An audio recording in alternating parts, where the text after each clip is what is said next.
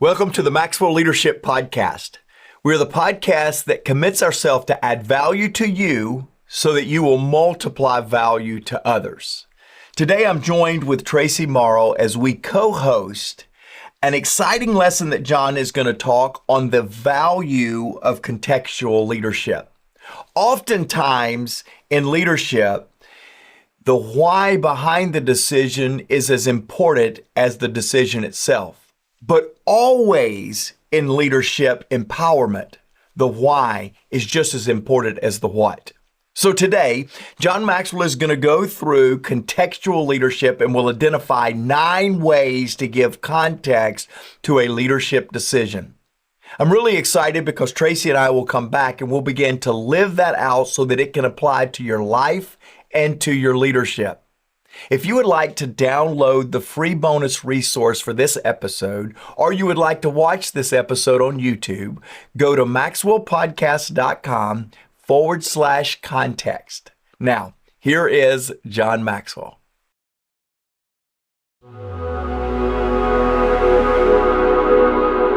I'm going to teach a lesson today that I sure wish somebody would have taught me 25, 30 years ago, because it could have really helped me in seeing the big picture. It could have helped me in making decisions. And so I'm going to teach a lesson called The Value of Contextual Leadership. Now, I usually don't like words like contextual. It's kind of a big word, and I'm kind of a simple person. I like to kind of break it down. But when Mark and I are talking about decision making in our organization, the word context comes up continually. Mark will come to me and he'll give me a scenario of maybe a decision that needs to be made. And I'll say, now, Mark, I need the context on that. And when I'm asking for context, I'm really asking for, give me the total picture. Give me all the factors, all may be too strong. Give me most of the factors that I need to know to understand the situation so that I can make the right decision. So, what this lesson is going to do is so practical. This is going to talk to you about what I call contextual channels. Channels that help us to understand context. For us to understand context, here's what we need, okay?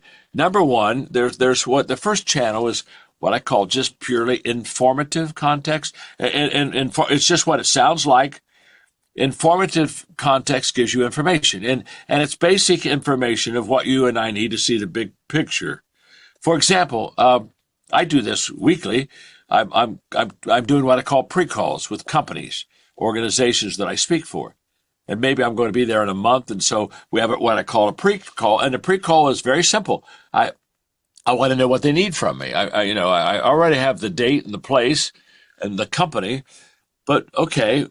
Do you have a theme? If you have a theme, tell me what your theme is. Maybe I can do a lesson with your theme, and just share me what do you want to get accomplished in there. When I'm done, what would you like to say happened? I mean, so talk to me about what your expectations are. And so I'm asking questions.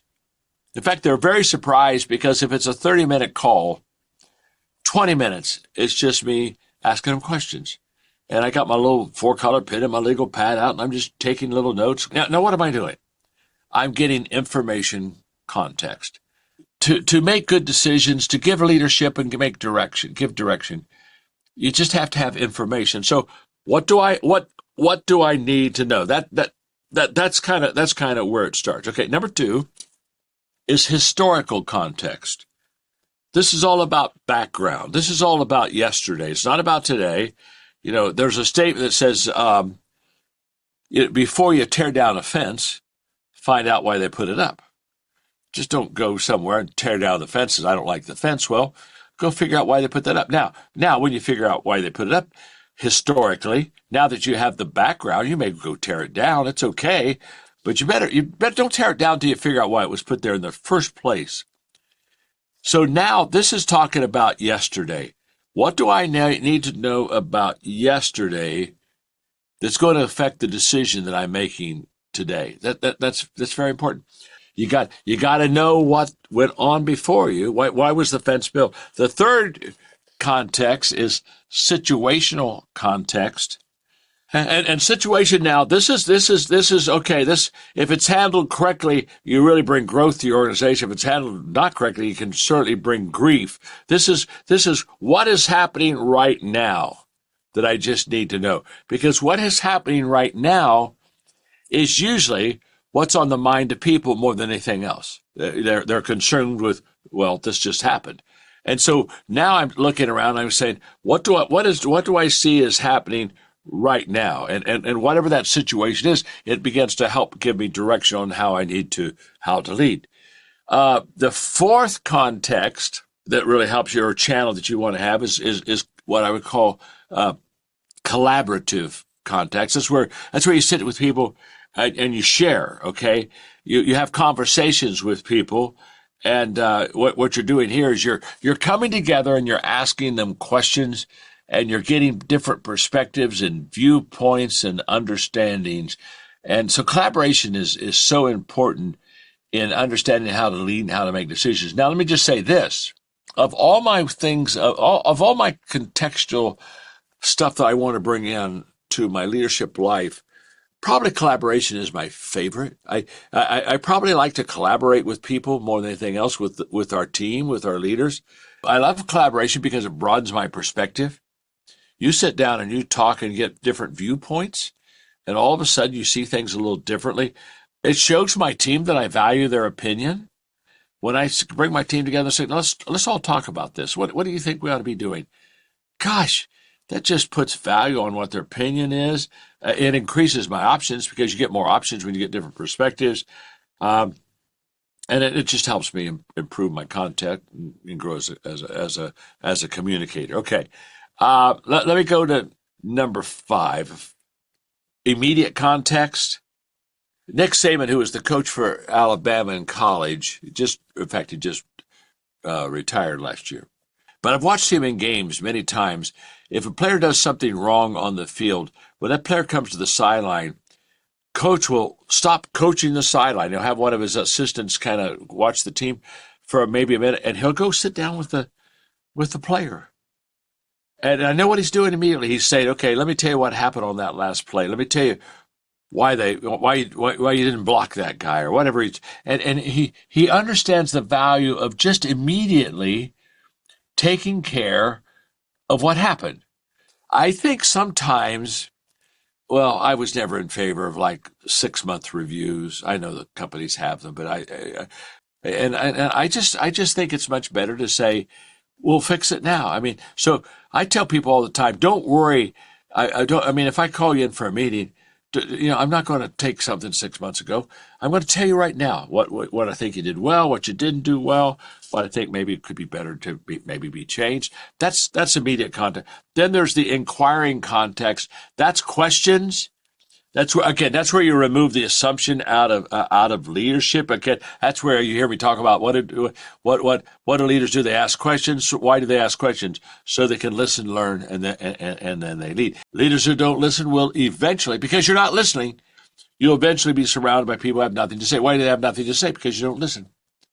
You don't have an inquiring context. Number 7, the 7th channel is the experiential channel. This is where you ask people who have had experiences in the past to give you kind of their thoughts and what they're thinking. I don't do this often. I think I'm going to read something to you out of, this is an old thing. When I wrote the book Failing Forward. Now, if you've read the book Failing Forward, you may remember this story in it because it's in it. It'll take me 2 minutes. I'm going to read it to you. Just listen for a moment. Business professors Gary Hamel and C.K. Perhalid have written about an experiment that was conducted with a group of monkeys. 4 monkeys were placed in a room that had a tall pole in the center of it, and suspended at the top of the pole was a bunch of bananas. One of the hungry monkeys started climbing the pole to get something to eat, but just as he reached out to grab a banana, he was doused with a torrent of cold water. Squealing, he scampered down the pole and abandoned his attempt to feed himself. Each monkey made a similar attempt, and each one was drenched with cold water. And after making several attempts, they finally gave up. Then Researchers removed one of the monkeys from the room and replaced him with a new monkey. As the newcomer began to climb the pole, the other three would grab him and pull him down to the ground. And after trying to climb the pole several times and being dragged down by the others, he finally gave up and never attempted to climb the pole again. One by one, the researchers replaced the original monkeys with the new ones, and each time a new monkey was brought in, he would be dragged down by the others before he could reach the bananas. In time, the room was filled with monkeys who had never received a cold shower. None of them would climb the pole, but none of them knew why. That's a powerful illustration, isn't it? That's of how experience kind of absolutely influences our life, either in a positive or negative way. Number 8 is relational context. Relational context is again perspective. Here's a relational context question that I ask my team all the time. What's it like to be on the other side of me? I know what it's like to be me, but what's it like when you sit across the table from me? You're not me. What's it like to be on the other side of me? What am I missing? These are all kind of relational context questions. And basically, let me put a chair sit down beside me. Let's have a conversation. This kind of context here's what this is. This is powerful. You explain the why behind the what. You see, you make a decision, but when you explain why you make the decision, now that connects, that's relational with them. That's absolutely huge, by the way. Number 9 is future context, which is nothing but vision. Okay, just like I want a historical context, what's behind? I want future context. Well, what do we think is in front of us? What do we think is before us? So I gave you there kind of a context chart, okay, for leadership. Information, what basics do I need to know before I start? History, what happened yesterday that can affect today. Situational context, what is changing that might consider me to change now? Collaborative context, who am I talking to and listening to that's giving me the perspective? Immediate context, what is happening now that I need to adjust to? Inquiring context, what questions will remove our assumptions? Experience context, what are we doing right now that's making us better? Relational context are the main perspectives being considered. And then future, knowing all the factors today, what would I do in the future? So that's I rushed through it. It's got a lot of content. It's a little bit of a leadership art lesson. But anyway, I hope that you really understand now that in consideration, in all leadership, the more context you have, the better leadership that you can give and to the people, the more leadership decisions that you can make. So that's the lesson, and I'm sticking by it. If you're ready to stop drifting and start growing, the Maxwell Growth Plan is your next step. This year-long journey guides you through 4 powerful seasons of growth, from building self-awareness to clarifying your purpose to strengthening your leadership. Each season includes reflection prompts, action steps, plus live teaching and Q&A calls with John C. Maxwell. It's personal development with a plan. Start your journey today by visiting maxwellpodcast.com/growth plan. That's maxwellpodcast.com/growth plan.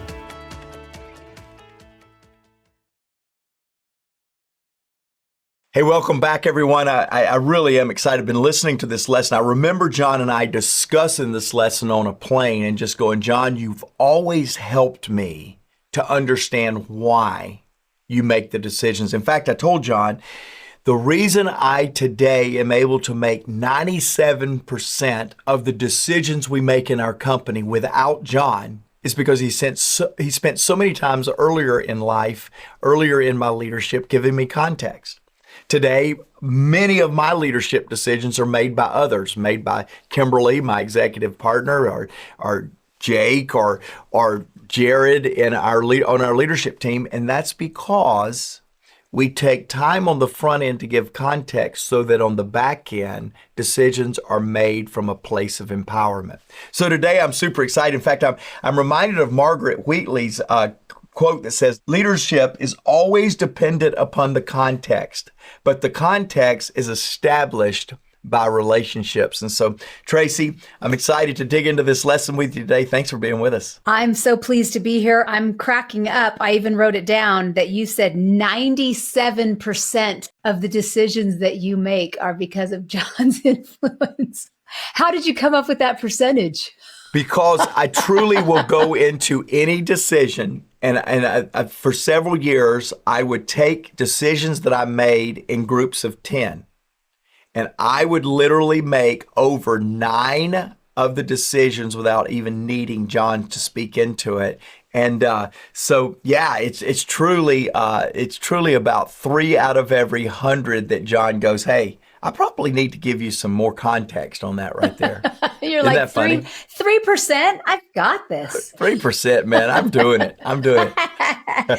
Well, there is so much meat to this. We should dive right in. So I'm thinking for our listeners or all of us, we've got a decision to make. That's what he set us up for. These are the questions that he asks to get context when he has a decision to make with you, Mark, or on his own or with you, kind of helping you as you're processing through together. And so the first one that he starts out with is really gathering information. Why do you think, the question that he asks is, what do I need to know? I've heard John ask that question so many times in a meeting that I've been in, just listening in as you guys process through, or if he's asked me something, if he's been helping me with my team. Why do you think that asking this question is so difficult for leaders? I think a lot of leaders just, that I've seen anyway, or sat under, they just rush right through and they jump right to it. Why do you think asking, what do I need to know, is so difficult rather than just assuming that they know what they need to know? I think it's because of the pressure we put on ourselves that comes with a leadership position or a leadership title. By the very nature, a leader believes that she or he should have all the answers and people are coming to them for the answers. And when a leader takes a humble place or a humble posture that says, what do I need to know? They actually feel like they're not holding up a leadership responsibility of, that is, knowing more and before anybody else in the room. And so I think it's very vulnerable to say, what do I need to know? That's why I've always coupled that question that John asked with his being comfortable in his own skin, of his security that he has, this self-assuredness that John has. He has so much self-confidence and certainty in his leadership that he's able to ask that question and not attribute it to insecurity or a lack of a leader's responsibility to know more than anyone else in the room. And so it was hard for me to go into this informative thing because I felt like I was supposed to be the smartest person in the room. I very rarely am. And it's liberating to say that, but not at first. It was maturity that allows me to be liberated in saying I'm not the smartest person in the room, and that doesn't make me less of a leader. It is not. It's counterintuitive to what leadership's all about. Do you think that's something that comes with age? Like, you have a multi-generational team. Would you say that you're equally as comfortable with a new hire who is younger, who would be asking that same question, who you've just hired maybe into a position that you hope that they're going to know something, but are you equally as comfortable with them coming in right off the bat saying, what do I need to know? Yeah, it's funny. I don't believe it comes with age, but I do believe it comes with maturity. And isn't it funny that we see sometimes those as interrelated? And John says it like this. He debunks that by saying, hey, people thinks that quality that people get good as they get older. And he says, I know a lot of people getting older, they're not getting any better. So it really is not age, but it is maturity. And maturity can come with a lot of losses and a lot of things that you go through that gives you security. Maturity can come with age. Maturity comes with a lot of experience sometimes. I think maturity also comes with some characteristics that stabilize you. I know a lot of old souls that are 25, 30 years of age, and here's what I mean by that. They act well beyond their years of experience or of living in their leadership. There's just a maturity to them. And so I do think that the more mature you get, the more you want more information because you don't want to miss something and you want to let others feel like they're contributing even at the informative level. I agree with that, and I want to give a shout out and a freedom to our young old souls who are listening. That old soul mentality and that mature leadership of our younger leaders doesn't mean that you showed up and you had all the answers. It meant you showed up with a settled maturity in your position, that you were comfortable enough to ask the questions, what do I need to know?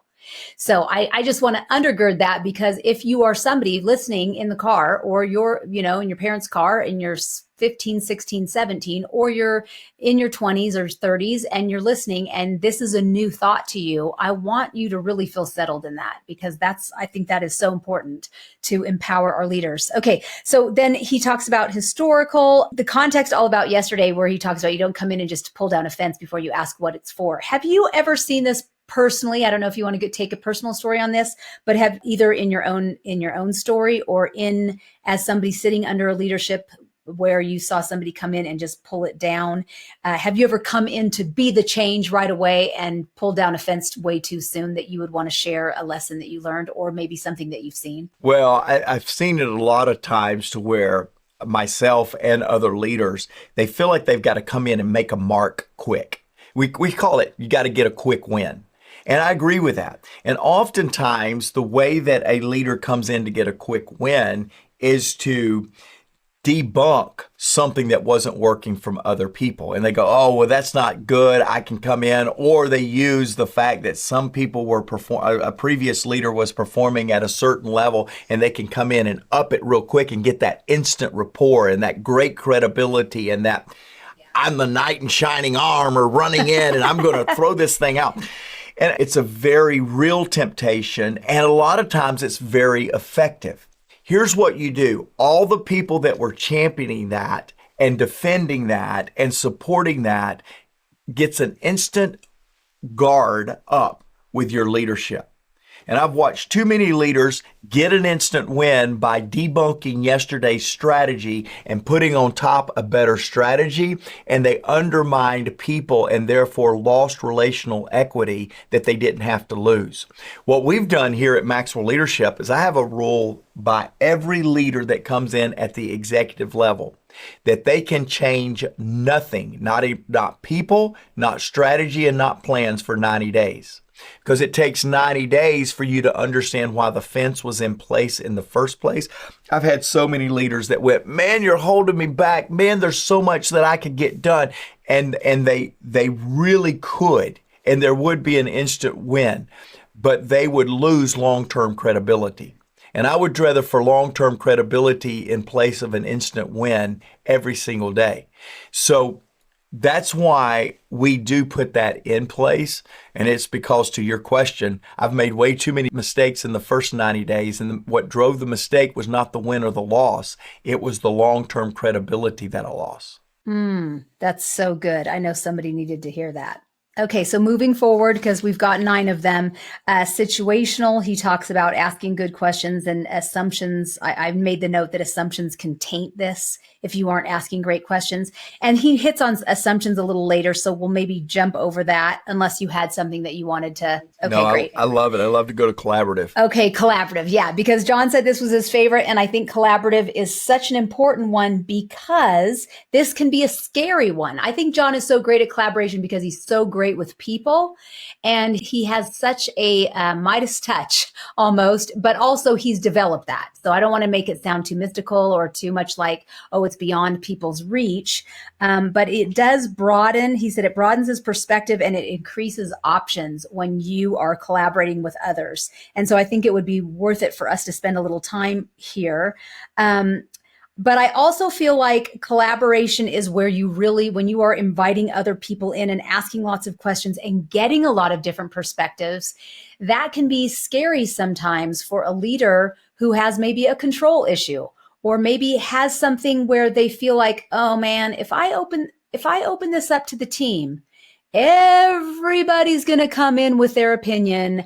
And then what am I going to do? Then people pleasers are going to be worried that if they don't choose their plan, that people are going to be upset, or the other people are going to feel like, oh my gosh, now I have all these great ideas. What am I going to do? So I feel like this is one that where you really need discernment. And if you are a person who can't discern between all those, then you're probably not collaborating because you're nervous. But let's talk about this. I can see why this would be scary for a leader. Can you just camp a little bit on the power of collaboration? Yeah, so the power of collaboration that I've watched John model and true to me too is when you really have a mindset that the best idea wins, then you really know there is no way to live that out without collaboration. And I've just watched too many rooms completely turn when a direction was suggested, but yet input was invited to where there was a much better conclusion. I've just watched it way too many times.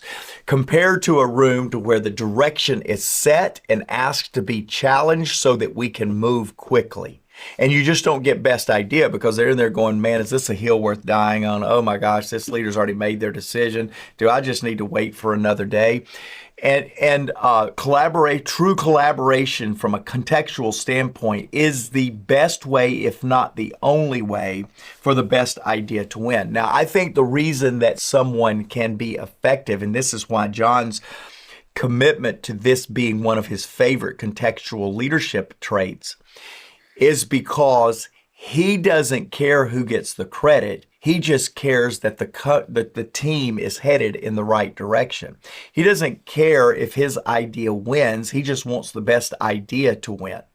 And there has to be a lot of security in a leader that can really understand that and allow it to win the day. The reason that so many leaders don't allow collaboration to happen is because they get too set on their opinion and on their suggestion on how it should move forward. Just recently, I was with one of our leaders, and he asked me, I alluded to this in another podcast, he asked me the question, he said, hey, I observed you making a leadership decision the other day, and I felt like that there was a better solution to what the direction you were setting. How should I best approach you when I feel like your direction needs to be challenged so that by collaboration we can come up with the best idea to win? And it was a great question. It was a very straightforward. We had this long conversation. I'll save it for another podcast. But here's what this leader was really saying. I really wanted to collaborate with you on that, but I thought you were too close-minded. What do I do in that setting? What Jared was illustrating to me in that conversation is in that setting, I was not interested in collaborative context. I was more interested in execution on my decision. And after he broke it down to me and we broke down that particular situation, he had a much better idea than the one I went to the market with. And I lost the opportunity to really capture the initial market share grab because I was not interested in collaborative context. So let me ask you this, because this just happened in my team. And I too had a very clear view of how I wanted things to go. But my team leads all stood in agreement that it should go differently. And they were excited and jazzed about it. And to me, based on my past experience, I did not think that I thought that was going to get just too out of control, what they were planning and were excited about and had already picked a little traction up as they were experimenting with it. And I just could not see it. I wanted to collaborate, but to me, it was getting too messy. And so I brought in somebody who I highly valued their opinion to come in and say, like, can you please sit in on this meeting and listen in if I am being too closed to this idea? And in the end, this person said, I think you're fighting an uphill battle that the team is already excited and has momentum at their back. Why would you want to fight against that? I don't understand your thinking. So I had to lay down what I saw because the rest of the team leads were like, we have momentum going. And so it's the same kind of situation. Like in that situation, I was going to ask you, have you ever been in a situation where you still saw it so clearly, but everybody else didn't. And you just had to say, okay, well, for the peace among the team and to give it a try, you just had to say like, okay, well then I will lay that down and let everybody else, the majority wins. Have you ever been in a situation like that? All the time. We laughed about the 97% that John and I do, and he publicly says that number, and I publicly say that number because we took a body of work, and over a series of times, we found out how many times he got involved in it. John Maxwell would do things different than me probably 6 out or 7 times out of 10. He would say that. And that doesn't make his way right or my way right. It just makes the person who has to do the work should win the game. So the 3% of times that John comes in, it's because I was drifting on vision or on culture or on characteristics that were very important to John. But on things getting done, on whether it's messy, whether it can be done a better way from John's perspective, all that kind of stuff, John allows the person most responsible for executing and getting things done to win the game 97% of the time.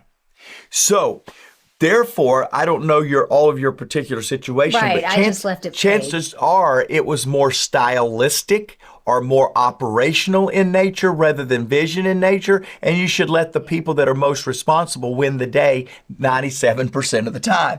And John has done that with me. Therefore, in a contextual situation that John loves, usually where he drives it is on opportunity and on vision, because he's a better opportunist than I am, and he is the sole owner of the vision.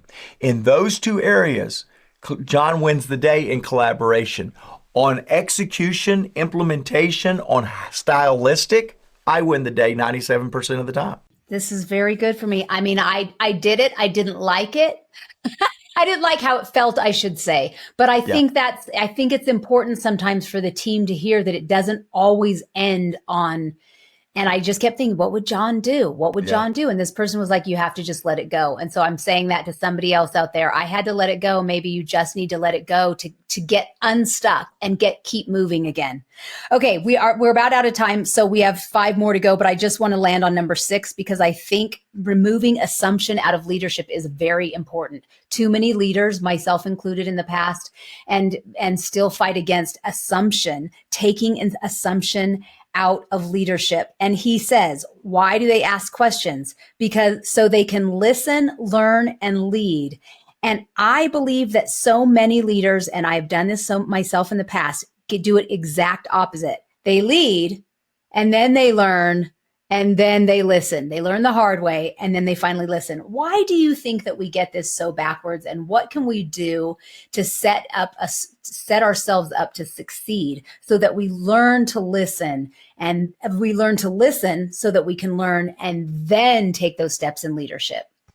Yeah, you've heard it. I won't teach it because you've heard it too many because people have done a good job teaching this. Ready, aim, fire. Ready, aim, fire. Get ready, aim, and then fire. But then there's a lot of people that fire, aim, and then get ready. Or there's some people that aim, and then aim, and then aim, and then aim, and they never fire. And you've heard people teach that, and it's fun, and it's humorous, and it's absolutely true.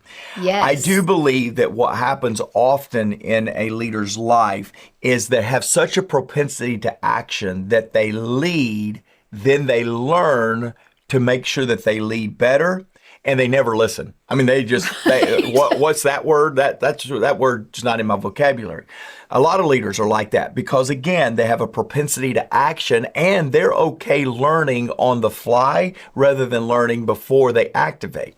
All very natural, very normal. I think the reason John says this idea of listening is because we're talking about context here. We're talking about the idea of taking a team with you rather than pulling a team with us. Yes. And every leader should have a desire to take the team with you. No leader likes things to happen to them. They want things to happen with them.